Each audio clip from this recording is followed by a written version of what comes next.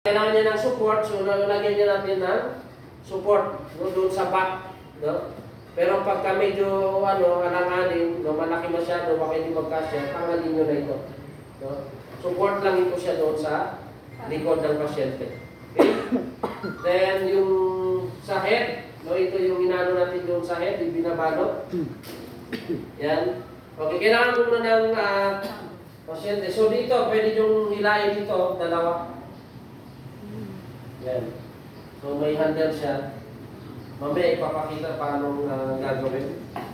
Okay, pasyente. Christine, maliit. Dito ang pasyente mo. Mat- Ay, maliit lang? Ha? BA driver, no? Dito ako ka dyan. Okay, yung driver nakaganon. Okay, kadalasan pag ano kasi, pag dito yung steering wheel, nakaganon na lang siya. Yung kukakonte. Ganun yun. So, nakaganyan na lang yung pasyente, yung driver, no? So, pag nakaganito, pagdating nyo doon, i-insert nyo muna ito. No? I-insert muna. So, pag-insert, pwede nakaganyan, or pagka gaganon nyo na. Pero ito, hawak. Kasi i-release natin yung sa kabila. No? I-insert natin pa ganyan na. No? Pero yung una, pagdating, no?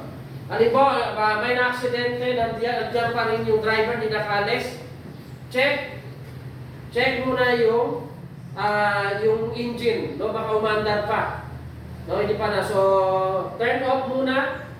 No, doon sa susian, so safety first, no? Off. Tapos lagyan nyo muna ng yung gulong kalso, lahat, no? Kakalsuhan.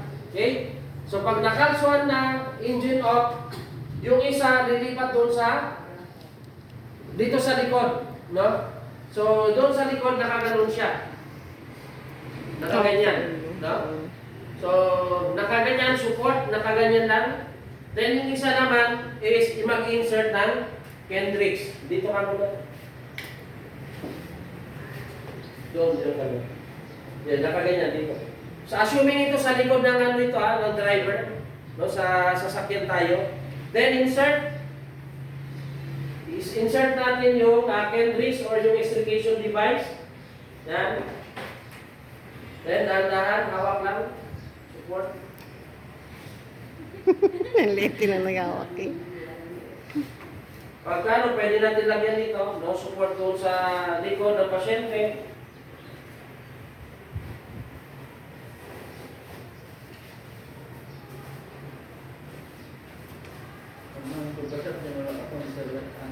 So, then, dahan-dahan, hawakan, then, papunta dito. Sige. Okay. Sabi ganyan na. So, pag nakaganito, sana yung siguro.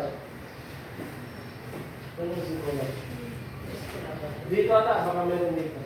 Andiyan sa lalim. Pag nakaganito na, yung pasyente, insert kagad yung C-collar.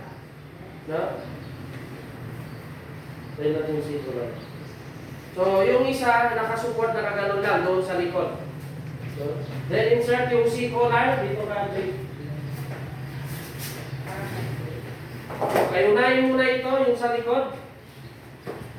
Insert.